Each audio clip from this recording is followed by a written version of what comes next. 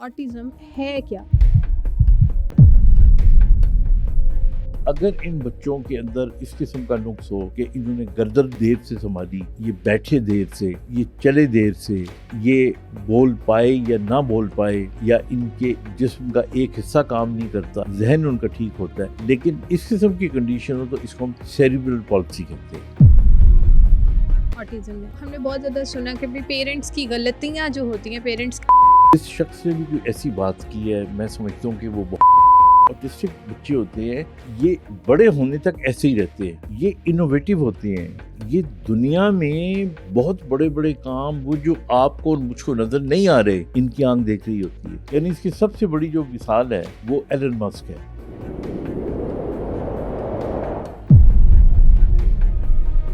दुनिया का सबसे अमीर आदमी ऑटिस्टिक है। ऑटिस्टिक है। क्या ये कहना दुरुस्त होगा कि ये बच्चे थोड़े से एबनॉर्मल भी होते हैं? मुझे याद है मेरा एक पेशेंट आता है यहाँ से साहिवाल से, और उसके अंदर इतनी ज़्यादा फ्लैपिंग थी कि वो बाकायदा मुट्ठी बंद करके तो उसने यूं करना, उसकी पूरी आंख फिर उसके बाद दूसरी आंख, ये दोनों ज़ाया हो चुकी थी। ऑटिज्म होता है, ये कम्प्लीटली क्योर तो हो जाता है? ऑटिज्म देखिए, इट्स नॉट अ कौन से ऐसे जेनेटिक डिसऑर्डर है जिसकी वजह से ऑटिस्टिक बच्चा पैदा होता है, और इसी के साथ साथ ऐसे कौन सी सिम्टम्स हैं जो आप अर्ली एज में ही अपने बच्चों में डायग्नोज कर सकते हैं कि खुदा न खास्ता आपका बच्चा किसी बीमारी में मुब्तला तो नहीं है? वो कौन से ऐसे बिहेवियर्स हैं जो पेरेंट्स को नोटिस करने चाहिए, और कौन सी ऐसी थेरेपीज हैं, कौन से ऐसे स्टेप्स हैं जो पेरेंट्स अगर फॉलो करेंगे तो वो बहुत ही छोटी एज में अपने बच्चे को एक सेहतमंदाना एनवायरनमेंट और सेहतमंद ज़िंदगी प्रोवाइड कर सकते हैं। तो इस पॉडकास्ट को एंड तक लाजमी देखें, क्योंकि इस पॉडकास्ट में doctor Khalid Jameel big brother आपको वो सारी थेरेपीज के बारे में गाइड करेंगे। डॉक्टर खालिद जमील के ये ऑटिज्म है क्या? देखिए, सबसे पहले तो मैं ये बड़ा क्लियर कर दूं आपको कि ऑटिज्म जो है ये एक डिजीज नहीं है। ठीक है। ऑटिज्म एक स्पेक्ट्रम को हम कहते हैं, और जब स्पेक्ट्रम का लफ्ज़ इस्तेमाल करते हैं तो इसका मतलब होता है कि ये इतना बड़ा स्पेक्ट्रम जिसमें ये बीमारी इतनी सी भी हो सकती है, इतनी भी हो सकती है, इतनी भी हो सकती है, इतनी भी हो सकती है, उनके लिए जो इसको बीमारी समझते हैं। लेकिन अगर टेक्निकली देखा जाए तो ऑटिज्म के अंदर जो ब्रेन होता है वो बिल्कुल नॉर्मल होता है। यानी बिल्कुल नॉर्मल से मुराद ये है कि उसके अंदर कोई कमी नहीं होती। ये डिपेंड करता है कि ब्रेन का जो सेवेरिटी है इन्वॉल्वमेंट की, उस स्पेक्ट्रम में वो कितनी माइल्ड है, मॉडरेट है, ये सीवियर है, या इसको हम कहते हैं लेवल 1, लेवल 2, लेवल 3। अच्छा, जब हम कहते हैं ना कि ब्रेन बिल्कुल ठीक है, जो कि हम कहते हैं, तो असल में नुक्स फिर कहाँ पे है? नुक्स होता है ब्रेन के आपस में जो कनेक्शंस होते हैं ना। देखिए, हमारे ब्रेन के बहुत सारे हिस्से हैं। एक हिस्सा है जो हमारे जज्बात को कंट्रोल कर रहा है, इमोशंस को, एक हमारी कॉग्निशन को कर रहा है, एक हमारे बैलेंस को कर रहा है, एक हमारे मूड को कर रहा है, एक हमारी मतलब जहानत को कर रहा है। ये आपस में इंटरलिंक्ड है। ठीक है। तो ये जो कंडीशन होती है ऑटिज्म, इसके अंदर ये जो कनेक्शंस होते हैं ये बाज़-औक़ात आम लोगों से हट के होते हैं। ठीक है। इससे भी आसान लफ्ज़ों में अगर मैं आपको बताऊं तो ऑटिज्म के जो बच्चे होते हैं, ये बड़े होते हैं, ये असल में दुनिया को अगर हम यूं देख रहे होते हैं तो ये दुनिया को यूं देख रहे होते हैं। इनको दुनिया को देखने का जो विजन होता है वो डिफरेंट होता है। हम इसलिए इनको उस कैटेगरी में ले आते हैं कि अल्लाह ना करे जैसे इनको कोई बीमारी है। तो एक ठीक तो है। ये चीज़ समझने की है। अच्छा, दूसरी, इसको आइडेंटिफाई कैसे करें? तो याद रखिएगा कि आमतौर पे ये बच्चे ना 2 साल की उम्र तक, आमतौर पे 2 साल की उम्र तक नॉर्मल माइलस्टोन होते हैं, इक्का दुक्का लफ्ज़ भी बोलना शुरू कर देते हैं। लेकिन माँ बाप नोट करते हैं कि जब बच्चा 2 साल की उम्र से ज़्यादा बढ़ जाता है तो या तो वो अलग थलग होना शुरू हो जाता है, उसका आई कांटेक्ट कम हो जाता है, 2-4 लफ्ज़ जो उसने सीखे होते हैं बोलने के वो बोलना बंद कर देता है, वो खुद के अंदर गुम रहता है। मतलब वो अगर खिलौनों के साथ खेल रहा है, आमतौर पे खिलौनों के साथ भी नहीं खेलते बच्चे, अपनी पसंद की कोई चीज़ ज़्यादा उनको शौक होता है। अच्छा, फिर बच्चों के अंदर स्टीमिंग होती है, मिसाल के तौर पे स्टिमिंग कहते हैं उसको। अगर कार पकड़ी हुई है उसने या कोई, तो उसको यूं यूं करता रहेगा, ठीक है ना, या किसी जगह में दायरे में घूमना शुरू कर देगा। या फिर इन बच्चों के अंदर फ्लैपिंग होती है, कुछ ताली बजाएंगे, कुछ हाथों को यूं करेंगे, फ्लैप करेंगे, तो ये रेपिटेटिव इनके अंदर ये एक्शन होता रहेगा। अच्छा, फिर जो बड़ी और नोटिस करने वाली चीज़ें हैं वो ये है कि ये अपने काम में बड़े संजीदा होते हैं। अच्छा। जो ये काम कर रहे होते हैं उसको बड़ी नफासत के साथ करने की कोशिश करते हैं, लेकिन चूंकि उसके अंदर इतना ये अब फोकस कर रहे होते हैं कि हमें लगता है कि ये हमें अटेंशन नहीं दे रहे। आमतौर पे आप इनके नाम से पुकारो, मे भी आपको रिस्पॉन्ड ना करें, लेकिन जब इनकी पसंद की कोई चीज़ आप इनके सामने लेकर आएंगे, because they have their own world, इनकी दुनिया ही अलग है, थोड़ी सी डिफरेंट होती है, ठीक है। मतलब वो नॉर्मल दुनिया होती है, but this is how they look at that. अच्छा, फिर कुछ बच्चे जो होते हैं वो हाइपर एक्टिव होते हैं, इनमें से, नॉट ऑल ऑफ देम। जो हाइपर एक्टिव होते हैं वो फिर थोड़ी उनकी थोड़ा इधर उधर जाना, चीज़ों को छेड़ना, शरारतें करना, तो ये इस किस्म की कैफियत है जिसके अंदर फिर आप डायग्नोस करते हैं कि ये जो ऑटिज़म है ये लेवल 1 है, लेवल 2 है, लेवल 3 है, ये ज़्यादा है, और फिर उसके बाद इसकी मैनेजमेंट करते हैं। बिल्कुल ठीक है। अच्छा, जैसे आप बता रहे हैं कि ये ऑटिज़्म कोई बीमारी नहीं है, बस थोड़ी-सी डिफ़रेंट है, ये बच्चे हमसे डिफ़रेंट हैं। डिफरेंट है तो बिल्कुल। कुछ लोग ऑटिज़्म को एबनॉर्मैलिटी की तरफ भी ले जाते हैं, तो क्या ये कहना दुरुस्त होगा कि ये बच्चे थोड़े-से एबनॉर्मल भी होते हैं? देखिए, ये जो मैंने कहा ना स्पेक्ट्रम है, हुँ। इसमें जो बच्चे मिसाल के तौर पे जो लेवल 3 के बच्चे होते हैं, जो बोल ही नहीं सकते हुँ। या बहुत ज़्यादा चीखो-पुकार करते हैं या मार-धाड़ करते हैं, हुँ। तो ज़ाहिर है उनको तो फिर देख के आम आदमी यही समझेगा, और एक लिहाज से उनके अंदर ये इश्यूज़ आते भी हैं, एंड उसको हम कह भी सकते हैं कि ये एक बीमारी की हद तक उन्हें तंग कर रहे हैं। बट जनरली स्पीकिंग, यानी इसकी सबसे बड़ी जो मिसाल है वो एलन मस्क है। हुँ। अब वो देखें ना, दुनिया का सबसे अमीर आदमी ऑटिस्टिक है? ऑटिस्टिक है। Oh my God! हाँ, एलन मस्क ऑटिस्टिक है? ऑटिस्टिक है। हुँ। अच्छा, फिर आप देखें कि जो ये ऑटिस्टिक बच्चे होते हैं, ये बड़े होने तक ऐसे ही रहते हैं। ये इनोवेटिव होते हैं। ये दुनिया में बहुत बड़े-बड़े काम वो जो आपको और मुझको नज़र नहीं आ रहे, ये वो भी देख इनकी सकते हैं। आँख देख रही होती है। हुँ। मेरा एक बल्कि मेरी एक पेशेंट थी, उसको ऑटिज़्म था, और अल्टीमेटली हमने क्या किया कि she was very good painter, और उसकी फिर मैंने एक पेंटिंग की एग्ज़िबिशन करवाई अलहम्रा में, और वो इतनी खूबसूरत उसने वो पेंटिंग्स बनाई हुई थी कि ये आज से कोई 20 साल पहले की बात है। मतलब उस ज़माने में 30,000 20,000 रुपए की पेंटिंग बिकती रही इनकी। हुँ। So they are very good at one end. अब वो जिस चीज़ में इंटरेस्ट ले रहे होते हैं ना, उसके अंदर ये इन जैसा कोई भी नहीं होता। लेकिन चूंकि हमारी जो आम दुनिया है उसके अंदर जो वैरायटी होती है उस पे ये पूरे नहीं उतरते, तो इसलिए हम इन्हें फिर समझते हैं दिस डेफिशिएंसी। बिल्कुल और ठीक है। ज़्यादातर जो ऑटिस्टिक बच्चे होते हैं, इन बच्चों के अंदर एक जेनेटिक फैक्टर का होना बहुत ज़रूरी है। यानी कहीं ना कहीं इनकी जीन के अंदर, अब तो खैर हमने उनके डिटेक्ट भी कर ली है, लेकिन जेनेटिक कंपोनेंट होना ज़रूरी होता है। फिर उसके बाद कुछ बच्चे वहाँ के पेट में उनके अंदर कोई ऐसी चेंजेस आती हैं कि ब्रेन के ये कनेक्शन उस तरह नहीं बन पाते। हुँ। और फिर एक हमारे यहाँ जो बड़ा मशहूर है, ज़ाहिर है आई एम श्योर आपने ये क्वेश्चन पूछना भी होगा, कि ये जो बच्चे होते हैं इनको बहुत ज़्यादा अगर स्क्रीन टाइम इनका बहुत ज़्यादा बढ़ा दें तो क्या उससे ये और ज़्यादा इफ़ेक्ट होते हैं। होता है। उसका जवाब ये है कि यहाँ यस, लेकिन वो कॉज नहीं है। हुँ। मतलब बच्चे को फ़ोन दे देना और बहुत देर तक दे देना, उससे हम वर्चुअल ऑटिज़्म तो कह सकते हैं। यानी वर्चुअल ऑटिज़्म का मतलब ये हुआ कि उसको असल में ऑटिज़्म की बीमारी नहीं है जेनेटिकली, हुँ। लेकिन हमने उसको चूँकि उसकी बचपन से आदत ऐसी बना दी है कि वो कंपल्सिवली उसको देखने का मोहताज हो गया है और इस तरह वो दुनिया से कट ऑफ हो गया है। तो that's how we call virtual autism. बिल्कुल ठीक है। अच्छा डॉक्टर साहब, जैसे भी आपने बात कर भी दी कि ये जेनेटिकली भी कोई फैक्टर चल रहा होता है, या ड्यूरिंग प्रेगनेंसी माँ के पेट में भी कुछ ऐसी चेंजेस हो जाती हैं, ब्रेन कनेक्शन, ब्रेन वायर्स उस तरह कनेक्ट नहीं हो पाती, तो खुदा न खास्ता बच्चे ऑटिज़म का शिकार हो जाते हैं। तो हमने बहुत ज़्यादा सुना कि भी पेरेंट्स की गलतियाँ जो होती हैं, पेरेंट्स के गुनाह जो होते हैं, उधर बच्चे इस तरह के खुदा न खास्ता पैदा हो जाते हैं।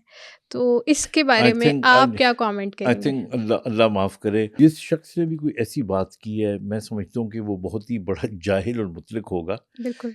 क्योंकि देखिए, ये बच्चे जो हैं, ये तो बड़े आप कह लें बहुत ही साफ़ नीयत के, साफ़ तबीयत के एक मासूम है, बहुत मासूम मासूम है, मासूम बच्चे होते बहुत हैं। मासूम है। और माँ-बाप का इससे क्या ताल्लुक हुआ?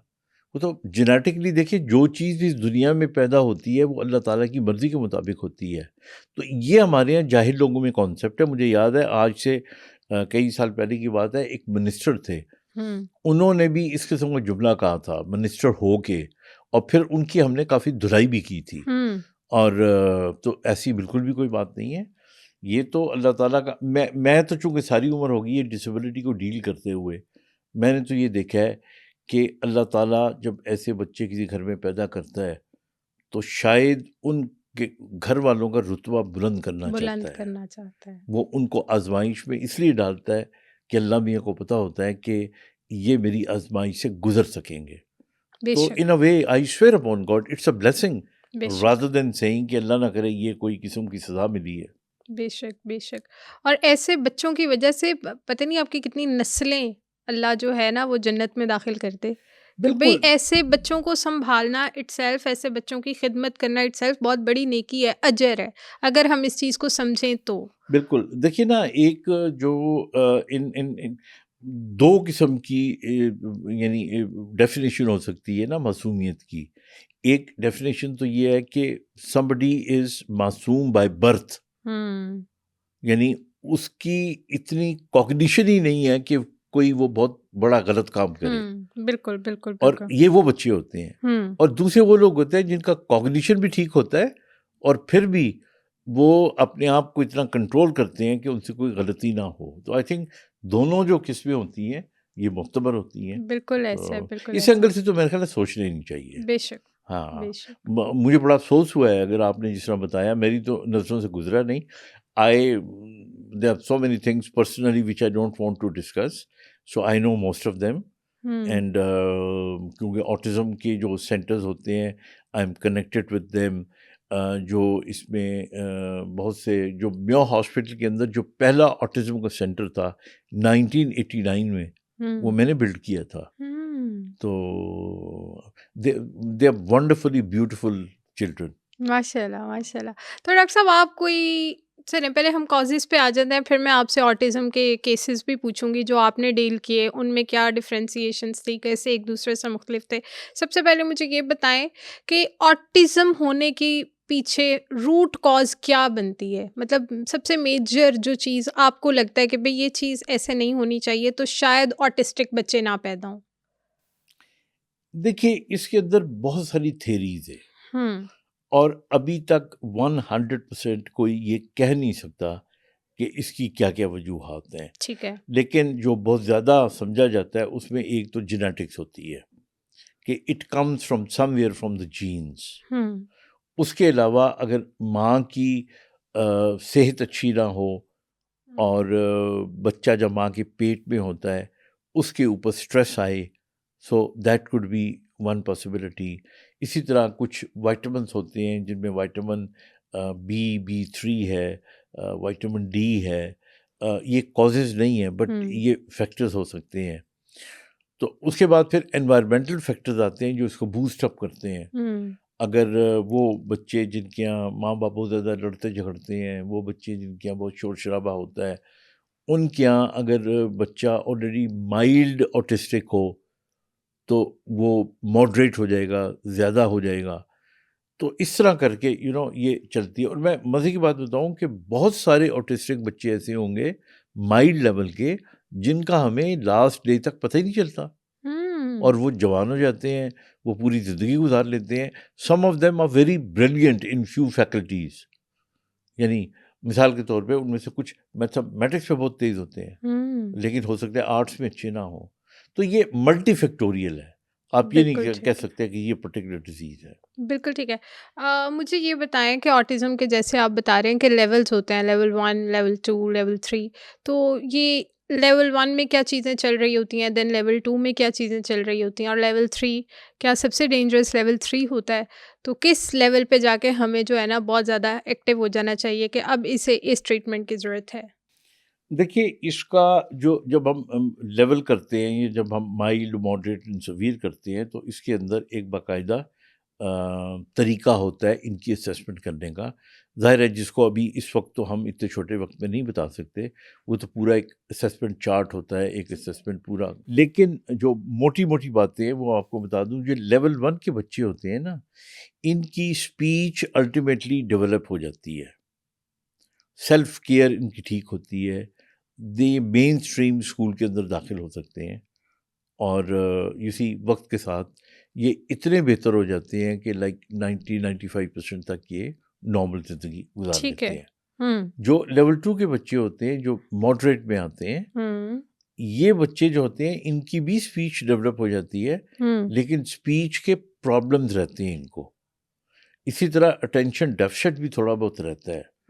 फिर इसी तरह इनकी जो लाइकिंग डिसलाइकिंग होती है, वो भी थोड़ी सी मतलब आप कह सकते हो कि प्रॉब्लमेटिक हो सकती है माँ बाप के लिए या इन्वायरमेंट के लिए. हुँ, जो लेवल 3 के बच्चे होते हैं, आम तौर पे इनके अंदर स्पीच नहीं होती या बहुत मामूली होती है, और इनकी जो हाइपर एक्टिविटी है वो बहुत ज़्यादा हो सकती है.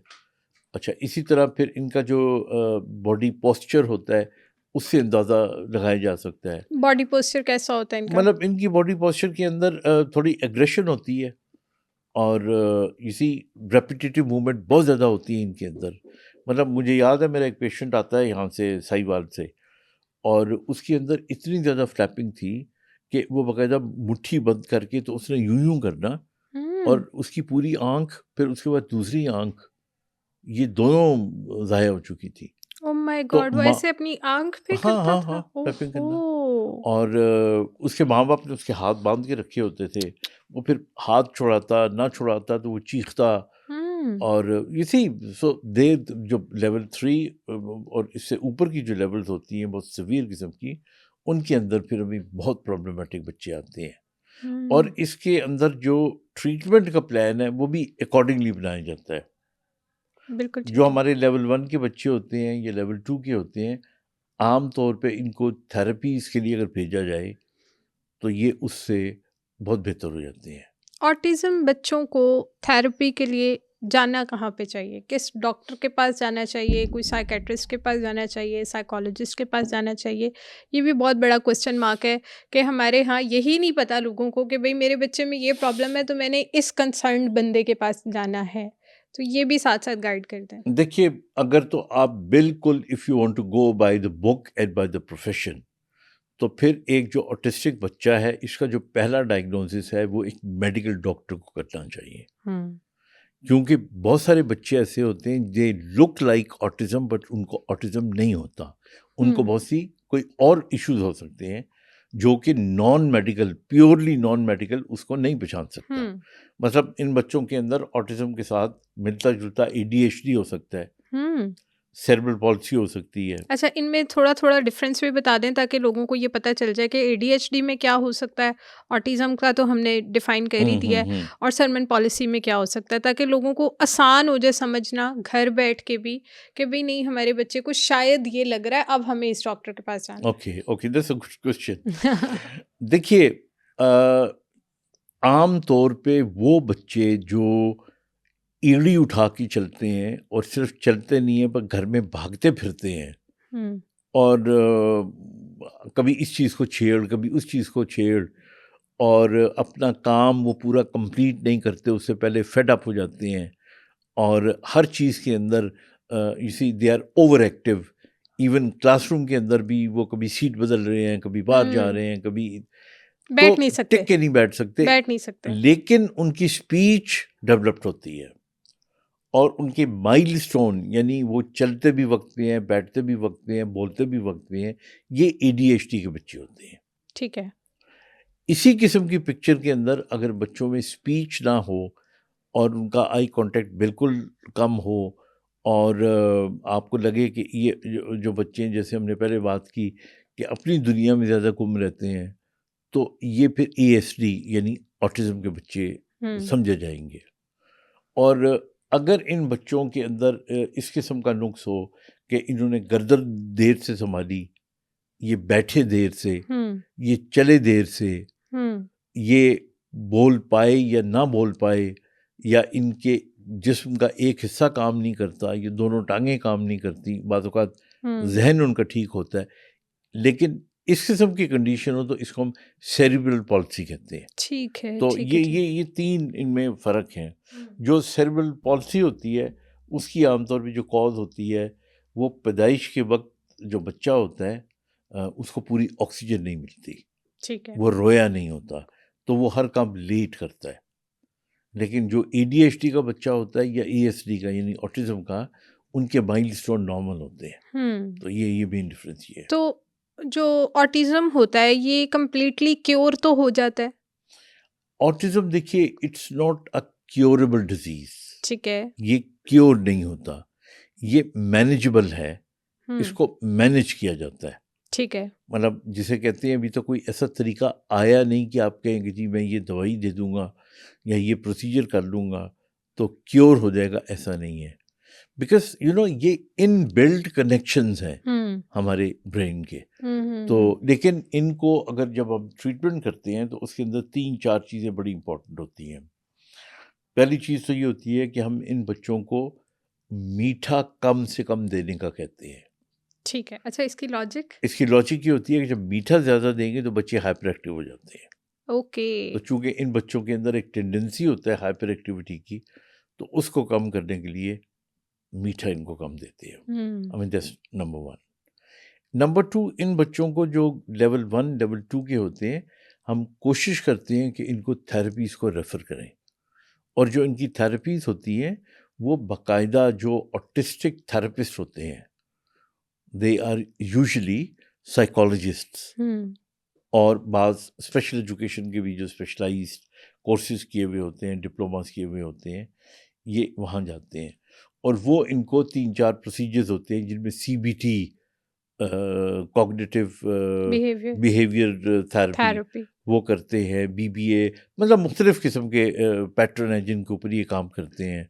फिर इसकी ऑक्यूपेशनल थेरेपी होती है, जो बच्चे बोल नहीं सकते उनके लिए स्पीच थेरेपी होती है। इन थेरेपीज का क्या फ़ायदा होता है? बहुत सारे ऐसे कपल्स, बहुत सारे ऐसे घर मैंने देखे हैं कि उन्हें ये सजेस्ट भी किया जाता है ना कि आपके बच्चे को स्पीच थेरेपी की ज़रूरत है, आपके बच्चे को कॉग्निटिव बिहेवियर थेरेपी की ज़रूरत है, लेकिन वो पेरेंट्स इस चीज़ को डाइजेस्ट नहीं कर पा रहे होते। नहीं, मेरा बच्चा ठीक है, मेरे बच्चे ने कोई मसला नहीं है, मैं लेके जाना, कोई थेरेपी की ज़रूरत नहीं है। इस तरह के वर्ड्स मैंने प्रॉपर सुने हैं, ठीक है।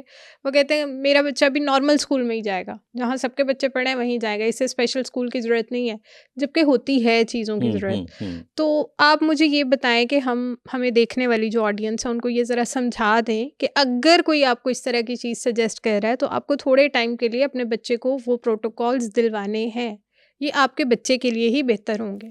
आई थिंक ये जो आपका क्वेश्चन है इसके 2 बहुत इम्पोर्टेंट पहलू हैं। पहला इम्पोर्टेंट पहलू तो ये है कि क्या ये सारे बच्चे अगर इन थेरेपी सेंटर्स में जाते हैं which are usually very expensive, और इन बच्चों को रोज़ वहाँ पे लेके जाना फिर लेके आना, 3-4 घंटे का ये पूरा मामला होता है, and then you have to pay every day to these people. You see, क्या एक आम आदमी जिसकी 60-70 हज़ार रुपये तनख्वाह है वो 30-40 हज़ार रुपये खर्च कर सकता? नहीं कर सकता, और करना भी नहीं चाहिए। तो एक तो ये बहुत बड़ी वजह है जिसकी वजह से माँ बाप हेसिडेंट होते हैं, उनको होना भी चाहिए। ठीक है। उनके लिए तो जो मैंने प्रोग्राम बनाया था म्यो हॉस्पिटल में, और अब भी किसी हद तक, I started mother doctor programme, कि उनकी जो माएँ होती हैं उनको आप उन बच्चों को जो थेरेपीज़ करवानी है, बिकॉज वो आ तो सकते ही नहीं है, उनको आप थेरेपीज़ के वो जो तरीके होते हैं वो सिखा दें। तो हमारे पास जो हमारी क्वालिफाइड थेरेपिस्ट थी वो उनको ट्रेनिंग दे दिया करती थी माओं को, और फिर 2 महीने के बाद उन लोगों ने दूसरे शहर भी अगर हों तो आके रिव्यू कर लेना उसको। तो तो ये तरीका हो गया। ये बहुत अच्छा तरीका है। जी हम बिल्कुल। कोई 2 से 3 तरीके यहाँ पे भी बता सकते हैं एग्जैक्टली हमें एग्जैक्टली। देखने वालों को, माँओं को, पेरेंट्स को, कि अगर खुदा ना खास्ता किसी के घर में भी ऐसा बच्चा है तो वो उन स्टेप्स को फॉलो कर सकता है। बिल्कुल बिल्कुल बता बिल्कुल ठीक सकते है। हैं। अच्छा, नंबर 2 अब आ जाते हैं वो लोग जो बिल्कुल अफोर्ड भी कर सकते हैं और उनके लिए आपको लगे कि कोई इशू भी नहीं है और उनके पास इतना वक्त भी नहीं है कि वो अपने बच्चे को दे सके, तो they can always send them to the schools. देखिए ना, हर चीज़ कंपेटेबल होनी चाहिए ना। वो जो जो चीज़ की जा सकती है, अगर आप अफोर्ड भी कर सकते हैं, आप ज़रूर थेरेपी इसके लिए भेजें, but make sure that you send your children qualified लोगों के पास भेजें। यानी अब इतना तो समझ बूझ होनी चाहिए ना। अब आप पूछेंगे जी क्वालिफाइड लोग कौन होते हैं? बिल्कुल पूछूंगी। हाँ हाँ हाँ। अब बिल्कुल वो पूछूंगी। क्वालिफाइड लोग वो होते हैं कि जिन्होंने इस फील्ड के अंदर कुछ चीज़ में स्पेशलाइजेशन की होती है। आप उनका प्रोफाइल चेक करें, आप उनकी सारी तफसील देखें, और उसके बाद, वरना हमारे यहाँ इस तरह भी हो रहा है कि लोगों ने आप ग्रेजुएशंस की हुई हैं या उस फील्ड में भी नहीं की हुई, और बीच में सेंटर्स खोल दिए हुए हैं। आप बड़े बड़े बोर्ड लगा लें, नाम लगा लें, तो ये हिस्सा हो गया। अच्छा, एक क्वेश्चन का आपका हिस्सा था कि बच्चों को ज़रूर भेजना चाहिए मेन स्ट्रीम से पहले। ये डिपेंड करता है। देखिए, जो लेवल 1 के बच्चे होते हैं ना, उनको तो ज़रूरत ही नहीं पड़ती इवन थेरेपीज़ के लिए, ठीक है। और अगर ज़रूरत पड़े भी तो बहुत शॉर्ट ड्यूरेशन के लिए, उसके बाद वो मेन स्ट्रीम में आ जाते हैं। जो लेवल 2 के बच्चे होते हैं, उनको कुछ अरसे के लिए ज़रूर जाना पड़ता है, मे बी लाइक 2-3 ईयर्स। और जो लेवल 3 के होते हैं, उनको फिर सिर्फ थेरेपीज नहीं, उनको फिर मेडिकेशन की भी ज़रूरत होती है। अब मेरे पास जो बच्चे आते हैं ज़्यादातर वो लेवल 3 में आते हैं। अब वो लेवल 3 क्या होता है, उसके अंदर बच्चे बहुत ज़्यादा स्टिमिंग करते हैं, बहुत ज़्यादा हाइपर एक्टिव होते हैं, बहुत ज़्यादा शोर शराबा कर रहे होते हैं। So we have to try to control their aggression, और साथ में फिर हम रेफ़र करते हैं कि जी थोड़े से जब ये बेहतर हों। अब देखें ना, स्पीच थेरेपी के लिए आप एक बच्चे को भेज रहे हो, बच्चा आपकी तरफ देख ही नहीं रहा, कभी वो मुंह इधर कर लेता है, कभी वो इधर कर लेता है, वो अपने सर पे मार रहा होता है। आपको अगर सिखाना है किसी को, तो पहले थोड़ा सा उसका आई कांटेक्ट तो बेहतर हो ना। तो इसलिए ये I think medical doctor can actually, और मेडिकल डॉक्टर भी जो हम कहते हैं ना, तो हमारे यहाँ जैसे अभी ये जो डॉक्टर जिनको MBBS करने के बाद हम FCPS की ट्रेनिंग देते हैं रिहेबिलिटेशन मेडिसिन के अंदर, तो उनको ये सारी चीज़ें बताई जाती हैं। They are the right people to guide. आप लाहौर में चिल्ड्रन हॉस्पिटल है, वहाँ पे चले जाएं, वहाँ पे पूरा डिपार्टमेंट बना हुआ है, दे विल गाइड यू। इसी तरह आप कराची की अगर बात करते हैं, तो वहाँ पे जिन्ना हॉस्पिटल में है, डाओ मेडिकल कॉलेज में, और सिंध रिहेबिलिटेशन सेंटर है। अच्छा, लाहौर में एक बहुत बड़ा सेंटर बन रहा है जो कि ऑटिज़म का सेंटर है। हाँ, ये ग्रीन टाउन में, और वो जो CM है हमारी चीफ मिनिस्टर जी मरीम नवाज, ये उनका इनिशिएटिव है। अच्छा, हाँ, and I think that's going to be one of the best centers इंशाल्लाह। सो वो है। तो इस तरह करके आर्मी में आपको मिल जाएंगे, AFI RM है पिंडी में, तो ये सेंटर्स मौजूद हैं। तो मेरे ख्याल में जो इसको लीड कर रहा होता है वो doctor to make a diagnosis, और फिर इनको डिश अप करे कि जी इसको ये ऑक्यूपेशन की ज़रूरत है, इसको ये थेरेपीज़ की ज़रूरत है, इसको ये थेरेपीज़ की ज़रूरत है। डॉक्टर खालिद जमील, क्यों ना फिर कोई 2 से 3 थेरेपीज़ ऐसी बता दी जाएँ कि अगर आपका बच्चा, मैंने जो ऑटिस्टिक बच्चे देखे हैं उनमें मैंने 3-4 चीज़ें देखी हैं। एक तो वो बोलते नहीं हैं, बोलेंगे तो एक आधा वर्ड को ही बोल देंगे, ठीक है। दूसरा मैंने उनमें देखा है कि वो पेपर टीयरिंग करते रहेंगे, उन्हें बहुत पसंद है भाई। उनका एक ही मशगला होता है कि उन्होंने पेपर पकड़ लेना, उसको टीयर करते जाना जब तक वो बारीक बिल्कुल छोटे पेपर्स ना हो जाते, तब तक वो करते रहते हैं, ठीक है। दूसरा, वो किसी से भी आई कांटेक्ट नहीं करते, वो इधर देखेंगे उधर देखेंगे, उनको बुलाओगे उनसे बात करोगे वो नहीं कर पाते।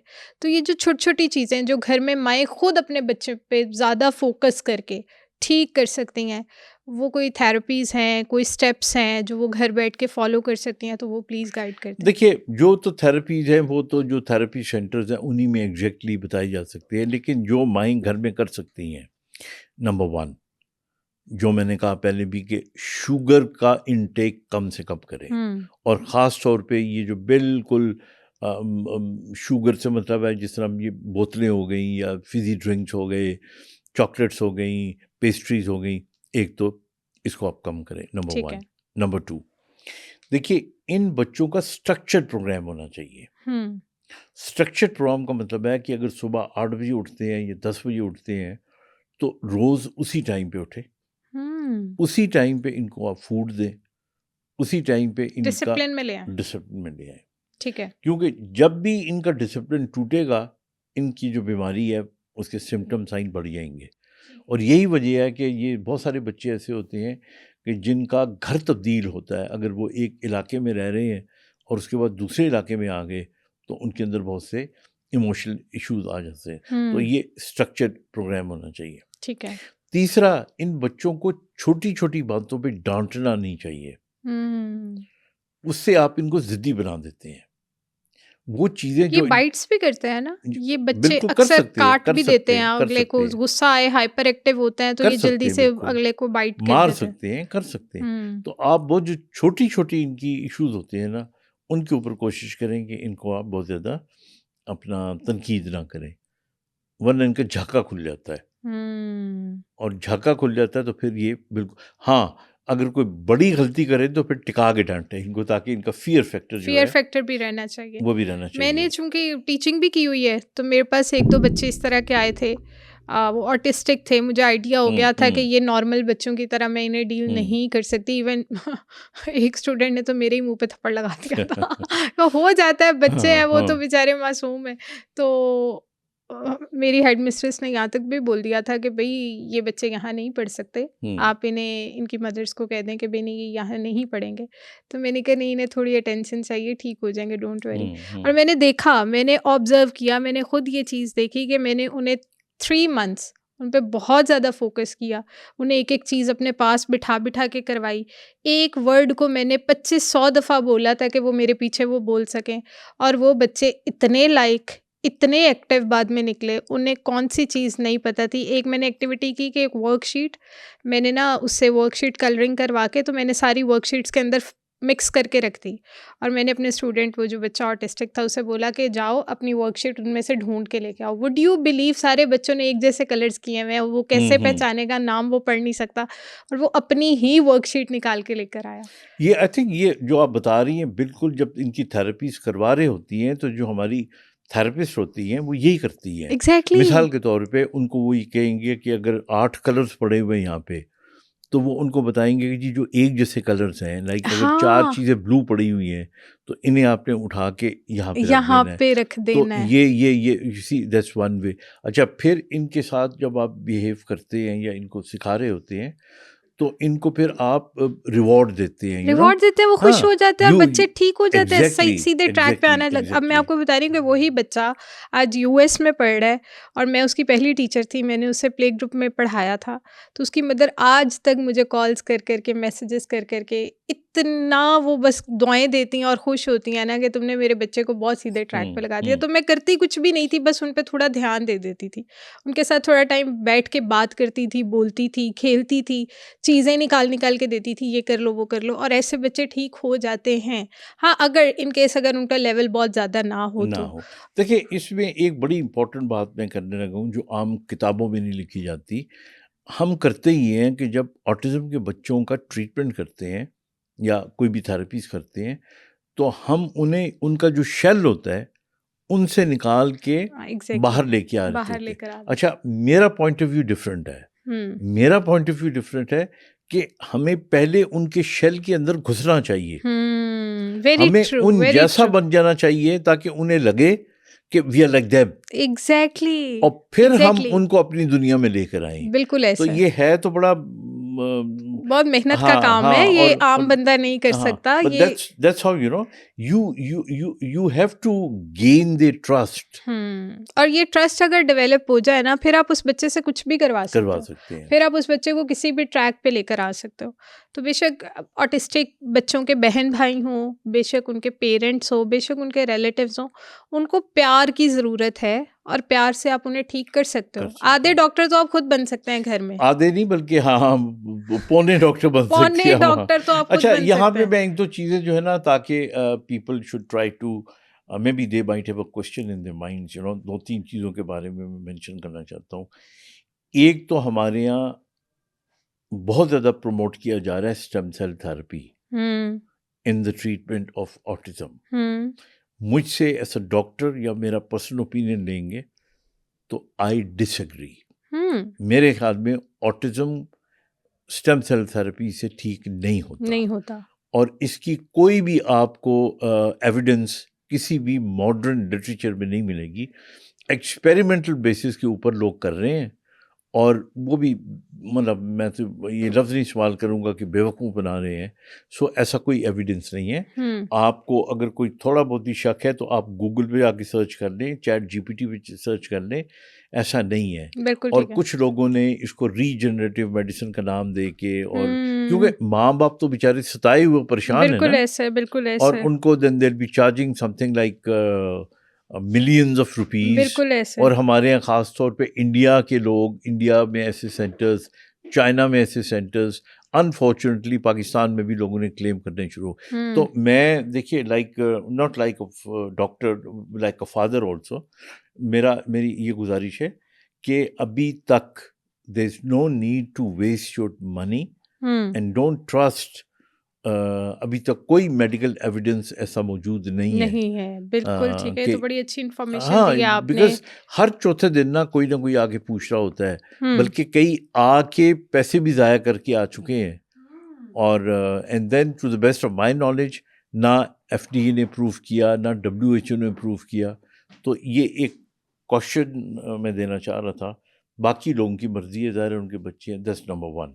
बिल्कुल ठीक है। नंबर 2, हमारे यहाँ इसी तरह सोशल मीडिया के ऊपर बहुत सी दवाइयों को प्रमोट किया गया, बहुत से वाइटामिन्स को प्रमोट किया गया। देखिए इसमें चंद एक चीज़ें तो करनी चाहिए, मसलन बच्चों में आयरन की कमी हो तो आप आयरन दें, विटामिन डी की कमी हो तो विटामिन डी दें, vitamin B is very important. ये तो सारी चीज़ें देनी चाहिए। देनी चाहिए। एक चीज़ जो बहुत इंपॉर्टेंट है, जो जहन में रखनी चाहिए, कि हमारे ऑटिज़म का बहुत गहरा ताल्लुक हमारे यानी जब ऑटिज़म हो हमारे गट के साथ है। और अक्सर जो बच्चे होते हैं जिनको ऑटिज़म होता है उनको कोई ना कोई गट का इशू भी साथ में हो सकता है। गट का इशू कैसा, मतलब स्टमक मतलब अपसेट कुछ रहेगा? स्टमक अपसेट रहेगा। कुछ बच्चे ऐसे होते हैं जिनको ग्लूटेन का एलर्जी होती है और उनको ग्लूटेन फ्री डाइट दी जाती डाइट है। दी जाती इसी है। तरह कईयों को ख़ास दूध से एलर्जी होती है। कई बच्चों को जो है वो डायरिया ज़्यादा हो सकता है।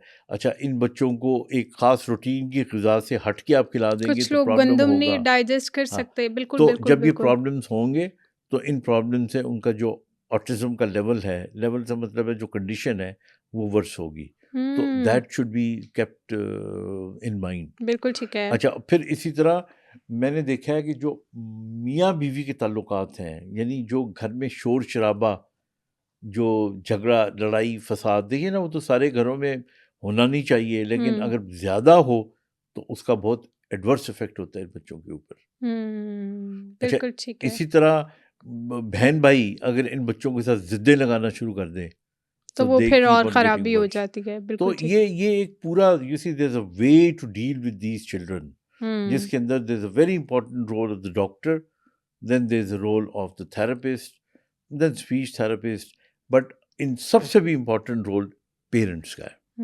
बिल्कुल सही कह रहे हैं आप। बहुत ही अच्छा, बहुत ही वंडरफुल सेशन था। बहुत सारी चीज़ें मैंने खुद भी सीखी, हमें देखने वालों ने भी सीखी होगी। Thank you so much once again. इंशाल्लाह दोबारा आपसे ज़रूर मिलेंगे एक नए टॉपिक के साथ, एक नई अवेयरनेस के साथ। Thank you. इंशाल्लाह। आई होप कि इस पॉडकास्ट ने आपको काफ़ी हेल्प आउट किया होगा कि अगर आपका बच्चा ऑटिस्टिक है तो आप उसको डील किस तरह करेंगे। अगर इसी से रिलेटेड आपका कोई भी और सवाल है तो आप हमें कमेंट सेक्शन में पूछ सकते हैं, और इसी के साथ साथ हमारे पॉडकास्ट को ज़्यादा से ज़्यादा लोगों के साथ शेयर करें ताकि आपकी वजह से बाकी सबका भी फ़ायदा हो सके। मैं बहुत ही मेहनत और रिसर्च के बाद डिफरेंट डॉक्टर्स के साथ हेल्थ वाइज कंटेंट बनाती हूँ। अगर आपको मेरा कंटेंट वैल्यूएबल लगता है तो सुनो पॉडकास्ट हेल्थ को सब्सक्राइब करें।